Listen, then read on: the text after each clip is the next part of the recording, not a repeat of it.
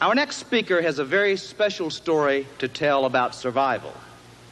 Nathan Zepell was born in Riga, Latvia in 1915. In his late teens, he started a thriving business which was taken over by the Russians in 1940. A year later, the Nazis invaded his country, and he subsequently endured the cruel treatment of a concentration camp. Nathan came to America in 1949 as a struggling inventor. His achievements as an inventor have really been remarkable. One of his inventions has been used by each and every one of you. He'll tell you about it. Yes, Nathan is a survivor, driven by incredible willpower, humor, devotion, and love. I'm sure that you'll agree after hearing our next speaker that his is indeed a very special story of survival and success. Ladies and gentlemen, join me in welcoming Nathan Zepell.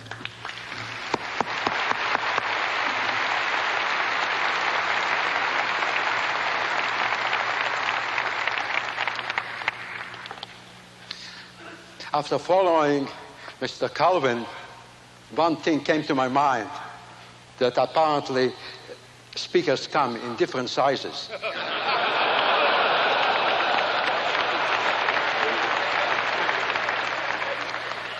I first want to share with you an experience I had about 22 years ago when I was the inventor of the Schaefer Pen Company. It was Christmas time, and this was my very first vacation for 2 weeks. They asked me where I'm going to go. So I said, I'm going to Chicago. They said, in the wintertime to Chicago? That's crazy. Why don't you go to California? Go to San Francisco. When you're there, take a tour to Monterey and Carmel on the 17-mile ride. It's beautiful. You'll enjoy it. I was single at that time. I went there. And while I was on the bus, I got friendly with other people. And one lady turned around and asked me from where I'm from. Now, in Riga, Latvia, where I was born, when somebody asks you from where you are from, it means they want to know from where you are coming right now. If they want to know where you were born, they ask you just like that, where were you born?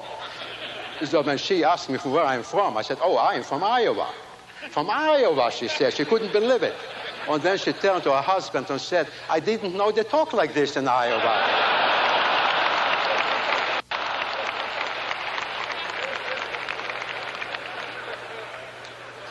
Now,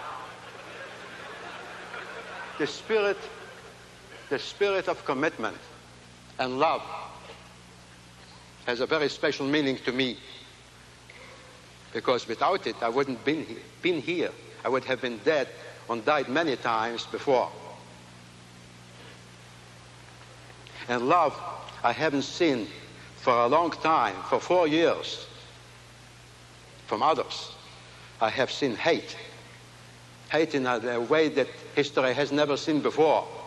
And that's why love has a very special meaning to me. And without the spirit of commitment, I wouldn't have survived and I wouldn't have succeeded. And this is what I want to talk about with you and share with you some of the life experiences I had as an example to tell you my message, what I want to carry to my new friends I made here. I lost all the members of my family. But here I made 5,300 new friends. I wish...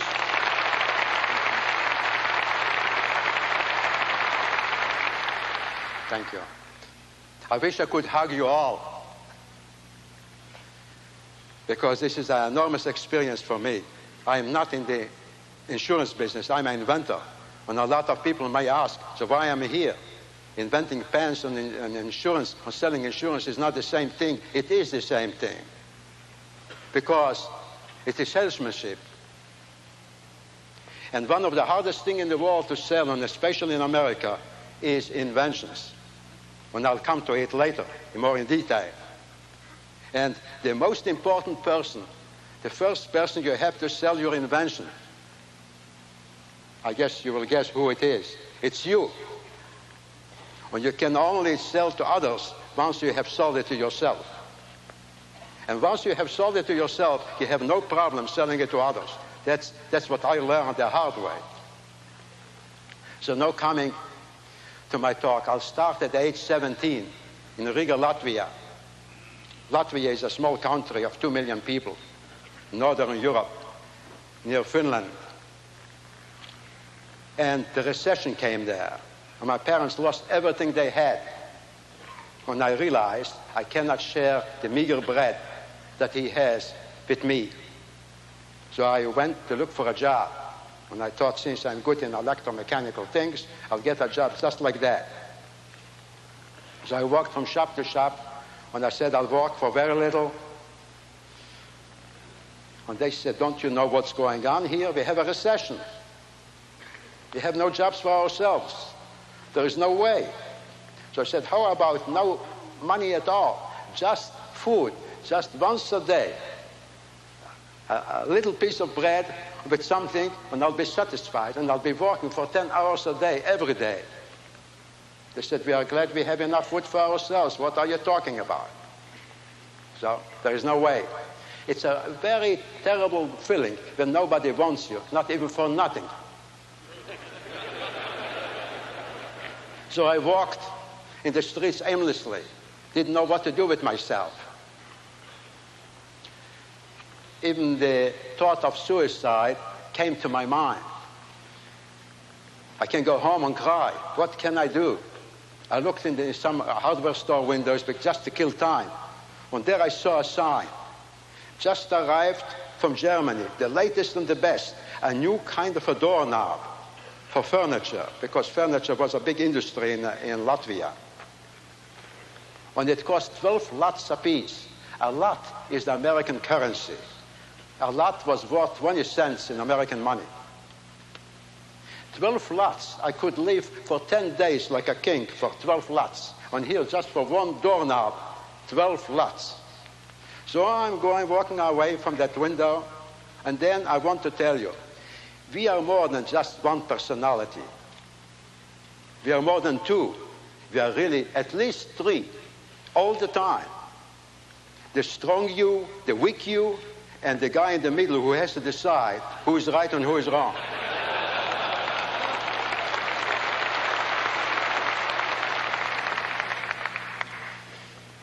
So the strong Nathan said to the weak Nathan, tell me, why don't you go in the doorknob manufacturing? And the weak Nathan said, well, that's easy for you to say. How can I go in the doorknob manufacturing? I have nothing. I have not a penny. Well, and then the strong Nathan said, well, let me see, what do you need? You need that particular material, right? So why don't you go to the agency and tell them that you need samples, just samples. Just a few samples because you want to go into manufacturing. Maybe they'll give it to you for nothing, because samples usually are not charged. Once you have the samples, then you can do something. So I did so. I felt really a kick in the back from the strong Nathan. And I rushed to that agency. And when I came to the agency and I asked them for it, luckily they gave it to me. More than I expected of those broken samples that is of no use to them, they would have thrown it out anyway. And they gave it to me. And now I'm walking with the big box of the samples. And while I'm walking out, again the weak Nathan, because he's always like, he looks for excuses. So he said, well, and of course I have noticed that we have the samples, but how am I going to make it? The strong Nathan said, well, let's think about that too. After all, you have some friends who have shops. Why don't you go to them and ask them? They shall allow you to work at their place for a few days or a few nights, and you'll make it. So I walked over to them, and I told them about it. And they said, you mean to say you will go in just like that in manufacturing doorknobs? Do you realize that you need a factory, you need agents, you need stationery, you need packaging? You cannot go like that, or you cannot do it like that. And I said to him, look, I have no choice. I'll have to do it just like that. Well, they didn't like the idea. It's for me to work during the day. I had to work at nighttime. So I worked at nighttime there, and during the day I did the easy work at home with sandpaper. And after 2 days and 2 nights, 120 doorknobs of different colors and sizes were made. I wrapped them in tissue paper, I put them in a box, and I went for my very first sale. And when I got in the first hardware store, And I showed it to them, and my heart was beating like mad. And he asked me, how much do you want for it? And you know something? I wasn't prepared for this question. I had to think fast. So I said, how about 2 lots? 2 lots? And the way he said it, I didn't know, is it too much or is it too little? And he wrote down something on the paper and he gave it to me to sign. When I looked at the paper, it says, I'm receiving 240 lots and I have no further request. I'm paid in full. When I got the 240 lots. With 240 lots, I can not only live for a whole year, beautifully for my standards, but also go in the manufacturing of it. And I did. And I did very well. And all this for one reason, because I listened to the strong Nathan.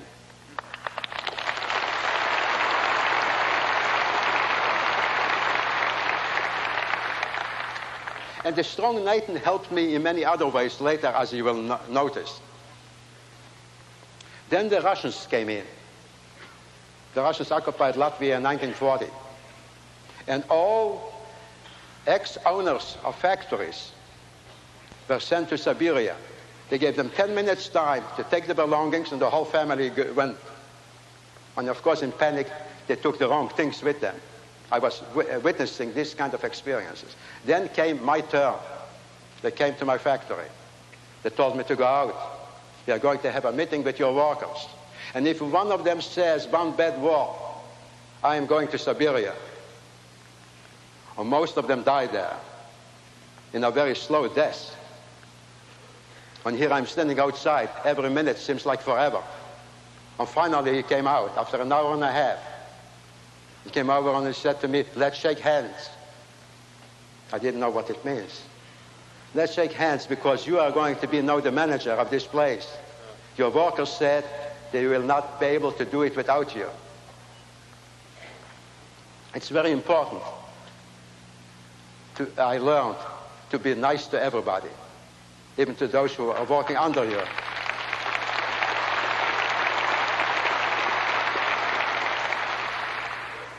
Then the Nazis came in 1941, on July the 1st. And the first thing they said on the radio, death to the Jews. And they meant it. And they also announced that no food is allowed to be sold to Jews.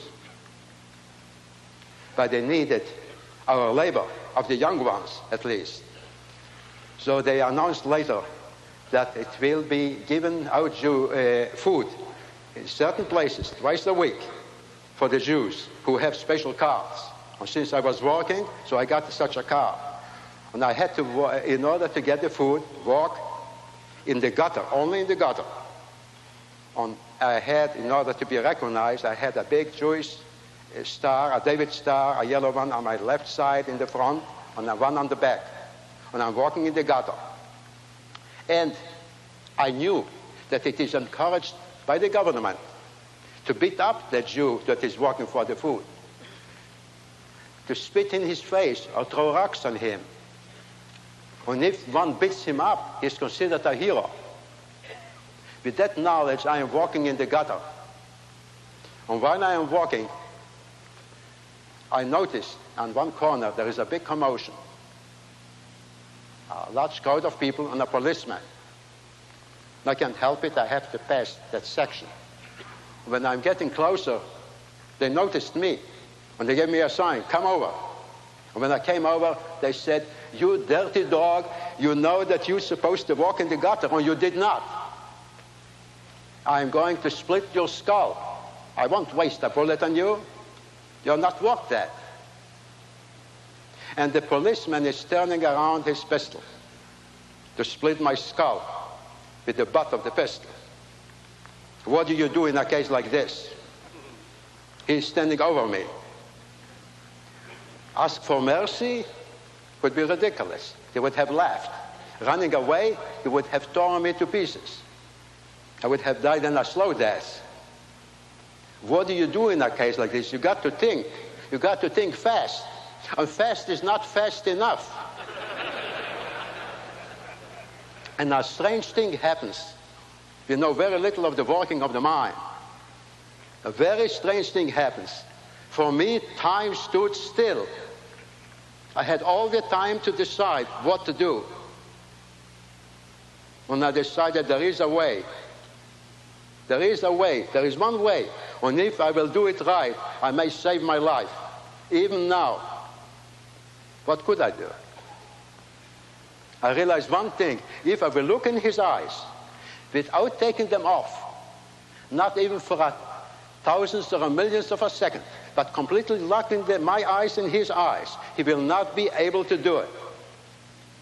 Despite how murderous he is a human being. And I did look in his eyes, exactly as I described. And he was not able to do it, as I expected. He lowered his pistol and said, "Go away, but fast." And he didn't have to ask me twice.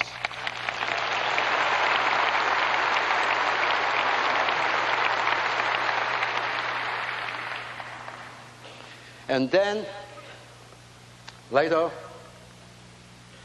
on December the 8th, 1941, when we came back from our slave labor walk, late at night, in the ghetto, I'm looking in the street, and I see on both sides of the streets piles. And I thought it is snow. We have a lot of snow in that time, but it wasn't snowing that day. What is it? And then I realized it is dead bodies on both sides of the street as far as the eye can see. I felt something is running in the gutter. It wasn't water. It was blood.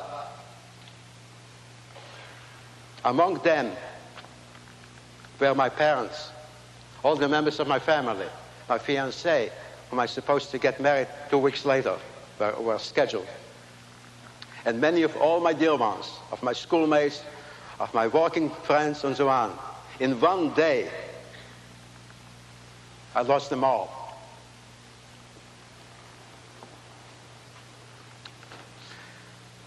Many people lost their minds. And it takes a lot of, I would say, spirit of commitment to survive and to remain with a sane after this kind of experience. And then, one day, in the concentration camp, when we came back from our slave labor walk, all exhausted, one of us got panicky. He said, "Look," he looked through the window, "the commandant is coming to our barrack. He's carrying a white piece of paper." And we got all panicky. And we had a reason to get panicky, because we knew what it means. That white piece of paper is written numbers on it. When he calls those numbers, we were nothing but numbers. And when he calls those numbers, we have to step out, those numbers that are called. They never return again. They are taken to the gas chamber and crematorium. And here he came in, and he took out the white piece of paper, and he reads it. And to our great amazement, it was not numbers. Instead, it was a letter from his wife that wrote to him from Berlin. And she said, "Christmas is approaching. And we have nothing to give to our children, nothing to put under the Christmas tree, because Berlin is totally bombed out. Maybe your inmates in your camp can make a toy that will excite our children. We would appreciate it very much." No, he turns to us. He said, "I hope you got the message. If you can make such a toy that will really excite my children, I'll let you live a little longer. If you don't, you won't live at all." And he walked out. We were a group of 39 people there, technical people. The other 29 looked at me. So what can we do? In 2 days and we'll be dead. We have nothing to excite them. There, the German people had very nice toys, their children. Their technology was very well advanced. We cannot just take a piece of wood and carve something and say, "Here you have a toy." We got to make something special. We have no winding mechanisms. We have nothing. And I said to them, "Let's think about it. After all, you got to admit, he gave us a very good incentive."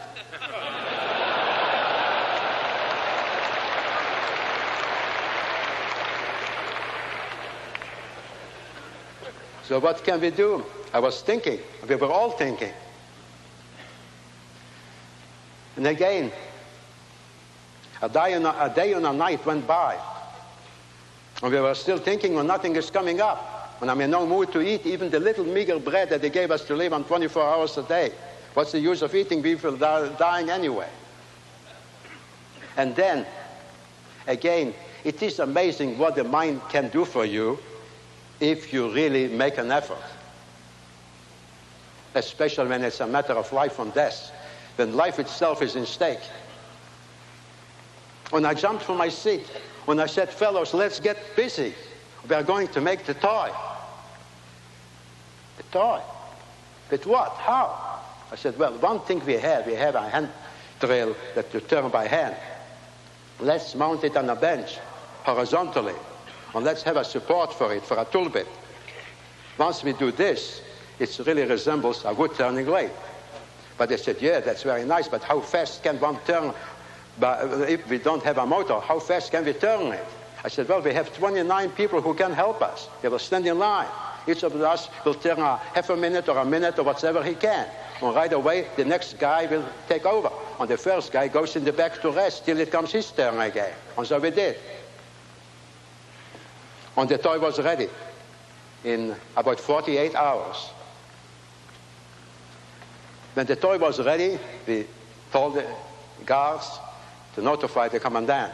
When he came in, when I knew that he may not tell us if he likes it or not, but our life depends on it, how will I know? And here I felt again, I shall look in his eyes while I'm demonstrating the toy. When I looked in his eyes, and I knew we will live, at least a little longer. He liked it so much that he demonstrated it to the other officers. And then he sent it to Berlin. And when he sent it to Berlin, about 2 weeks after Christmas, we saw him coming again after work with a piece of paper to our barrack. And he took out a piece of paper and he read. It was a letter of his wife, who is so thankful for sending that that toy to them. It really enlightened their Christmas. And all the children of the neighborhood were playing with it and enjoying it. And it made their Christmas a very memorable one. She will never forget it, and so will the children, and neither will I.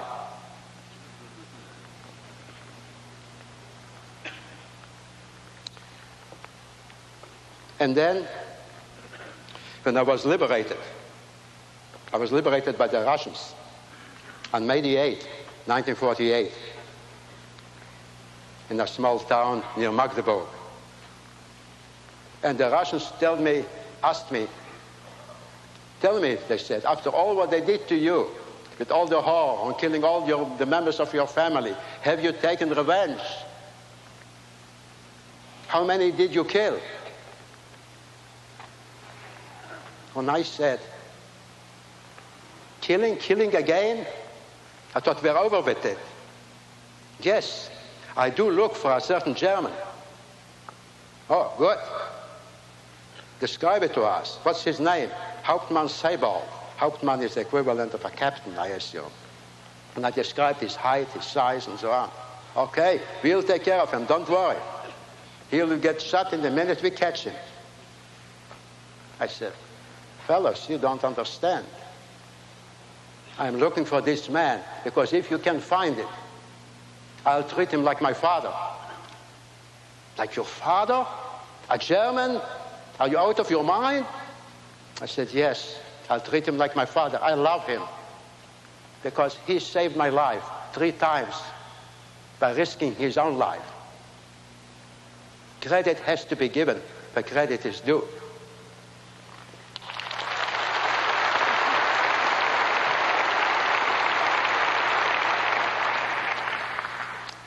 Then I came to America in 1949. I couldn't speak English at all. And I learned it the hard way.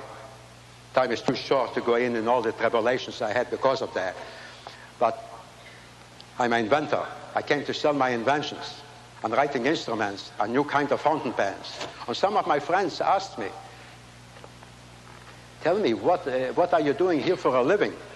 I said, well, I'm an inventor. I said, yes, we understand you're an inventor, but what are you doing for a living?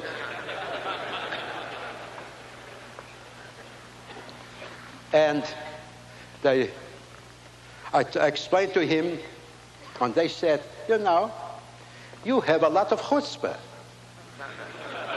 You are going to tell the big industry things that what they have never thought about? You know nothing about the American industry and what's going on. They have research and development departments and so on. It's no way. Well, I did very well. 300 million of my inventions has been sold of one kind. On the other, which they just produced now in my own factory and finally sold the company, is selling millions of them and cannot make it fast enough. But ladies and gentlemen,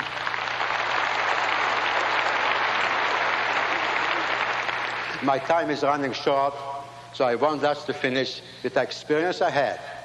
At the bicentennial year in 1976, I got in the mail a big envelope, registered mail, return receipt requested. Must be very important. When I looked, who is the sender? The American Academy of Achievement. They want to give me the Golden Plate Award. Why me? How do I fit in? Because I saw who are the best recipients. The best recipients are men like Dr. Edward Teller, Werner von Braun, the missile expert, and so on and so on. It reads who is who in the world. How do I fit in there? Among them is also from the $1 Million Round Table, Robertson Fish. I thought it must be a mistake, and I didn't want to accept it.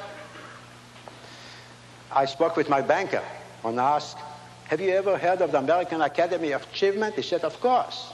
They're a very prestigious organization, and you should definitely accept it. So I came. And when I came there to spend 4 days with the most outstanding people that the world has, and on top of it, 240 of the most outstanding students. Each of them is not only a straight A, but he got to excel in a field there is no equal to them in the whole nation. For us, this was like being in a dream world. And I had to give 2 talks. One talk during the day, there I can talk even for a half an hour or so. This was easy. But the acceptance talk, and they're giving out 40 awards, and it goes in alphabetical order. And my name is Zepell, so I'm at the end of the list. And all the others speak a much better English than I do. How can I compete with them? And whatever I wanted to say, they said it already before me 39 times. Much, much better. How can I do better, and how can I describe to them what it means to me to be in this place here? In 2 minutes, or 2.5 minutes the most. Since I still have 2 minutes, I'll try to do it now. And here I'm walking up to the podium. I thought I'll collapse before I come to the podium, because 2 spotlights were at me. Can you see me all? Yeah.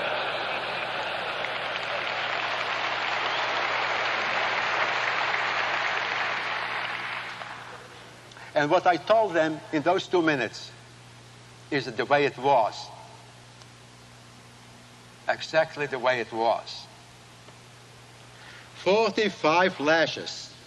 45 lashes is not easy to take, especially when it's given by a cable that is 6 foot long, having rubber on the outside and still in the inside. After 25 lashes, the Nazi who gave it to me got tired.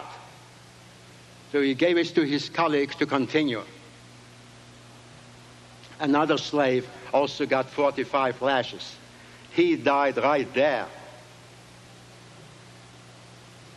The crime I committed fits the punishment I am getting. They found in my shoes, hidden, the greatest treasure, but the only treasure that I still succeeded to save. A picture of my mother and father, whom they killed 3 years earlier. So now, 32 years later, I'm standing here as a proud citizen of the mightiest of the richest, of the most democratic country that ever existed in human history.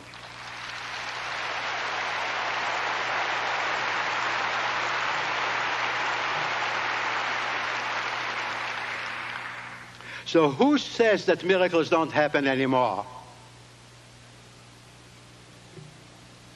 Hitler prevented me to have children of my own.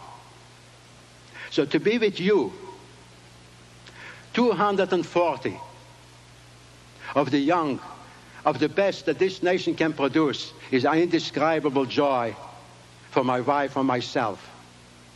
I believe that you will achieve even greater dreams, greater goals that our founding fathers could have been dreaming about 200 years ago. Ladies and gentlemen, I thank you very, very much.